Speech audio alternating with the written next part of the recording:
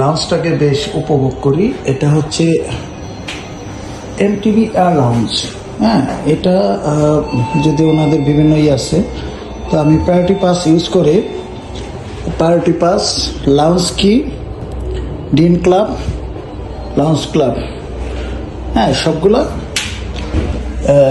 ওনারা দুইটারই partnership, priority pass, lounge কি। তো আমি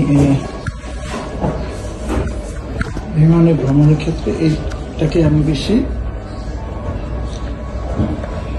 প্রাধান্য দিয়ে থাকি। হ্যাঁ, আমি আপনাদের এমটিভির লাউঞ্জটা আমি আপনাদের দেখাচ্ছি।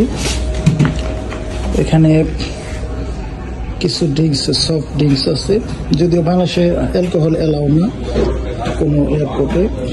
এখানে আছে ফ্রুটস অ্যান্ড ডেজার্ট। ডেজার্টটা একটা আইটেমে আছে, ডেজার্ট একটা আইটেমে না প্রতিদিন। আর কিছু আছে চিপস, এটা হচ্ছে আর একটা কোম্পানি, পিনাট, এটা সান। চিপসগুলো দামি রাখছে স্ন্যাক্স হিসাবে। Coffee, hot water. কি কি কফি রাখেন এখানে? ওকে, এখানে 4টা আইটেমের কফি আছে। আর আছে কি, যেহেতু আমরা সকালে এসেছি ব্রেকফাস্টের জন্য, চিকেন আর সিঙ্গারা। আর এখানে আছে স্যান্ডউইচ আছে। এই হচ্ছে এমটিভি এয়ারলাইন্স। আমরা ভিতরের এই দৃশ্যগুলো আপনাদের দেখাচ্ছি। আচ্ছা, এখানে একজন এমটিভি, এখানে একজন প্রায়োরিটি পাস হোল্ডার আছে, ওনার সাক্ষাৎকার আমরা নিব। আচ্ছা, এমটিভি আপনি তো অনেকগুলো লাউঞ্জ ইউজ করেছেন, বাংলাদেশের কথাই বলছি। এর ভিতরে এমটিভি লাউঞ্জটা আপনার কাছে কেমন লেগেছে? এটা হচ্ছে এমটিভি মিউচুয়াল ট্রাস্ট ব্যাংকের নিজস্ব লাউঞ্জ। এটা ওনারা নাম দিয়েছে এয়ার লাউঞ্জ।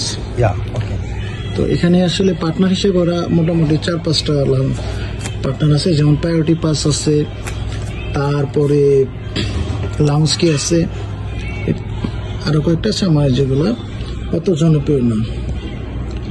তো লাউঞ্জটা কেমন লাগলো আপনার কাছে? সবচেয়ে বড় কথা হচ্ছে এটা একটা খুবই ছোট লাউঞ্জ।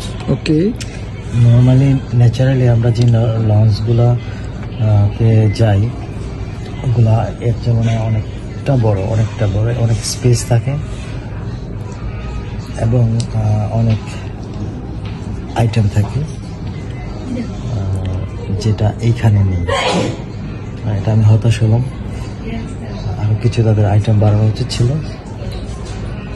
আর একটা ব্যাপার হচ্ছে যে এখানে পরিবেশটা ভালো। আপনি এখানে বসে বিমান দেখতে পাচ্ছেন, যাত্রীরা কিভাবে ওঠানামা করতেছে। ক্যামেরাটাও দেখি দেখেন তাহলে দেখতে পাবেন যাত্রীরা আসতেছে। ওকে, ইউএস বাংলা এখানে সম্ভবত সবচেয়ে বেশি ফ্লাইট পরিচালনা করে থাকেন। আর 2 নম্বর আছেন বিমান বাংলাদেশ এয়ারলাইন্স। তো এমটিভি ওনাদের এমটিভি লাউঞ্জ বরাবরই ইউএস বাংলার আজকের আজকের ফ্লাইট পাচ্ছেন। আমরা যে সকাল 10:50 ইউজ করছি। যাত্রীরা চলে আসছেন, সম্ভবত 100 মতো যাত্রী হবে, ঢাকা থেকে এসেছে।